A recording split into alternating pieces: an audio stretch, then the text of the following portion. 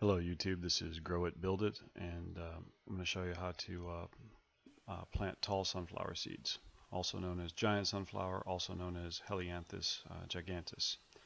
It's a perennial sunflower, can get up to 8 foot tall with a 3 to 4 foot spread in ideal conditions, which should be full sun obviously, and it supposedly likes fairly moist soil and well drained. So anyways, you'll notice that these seeds don't look anything like the sunflower seeds you buy or the to eat, or the hybrid like mammoth giant annual sunflower seeds that are just huge. Considering these are so tiny, you don't need to plant them very deep at all.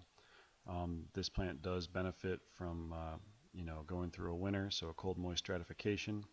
It's February and I'm going to plant them now.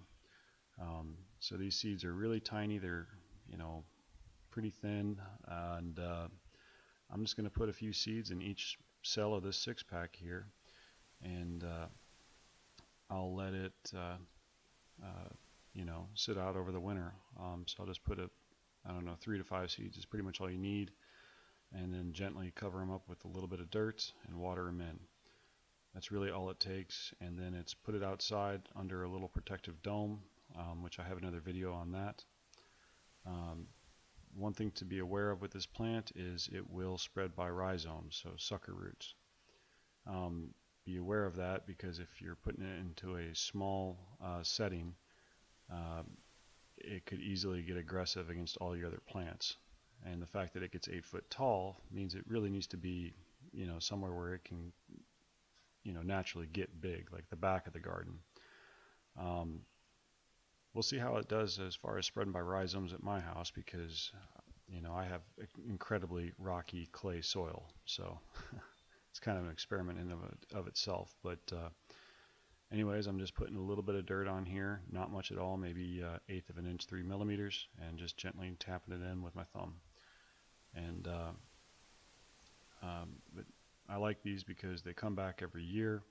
They put on a whole lot of blooms, that are around, I don't know, about the size of your palm.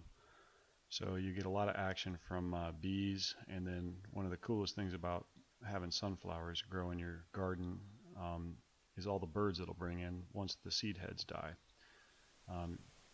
It's not uncommon to look out and see a couple, a goldfinch, swinging on a seed head in the wind, just picking out the seeds. But so now they should pretty much all be tamped down. I'm just going to give them a little drink here, and that should be good.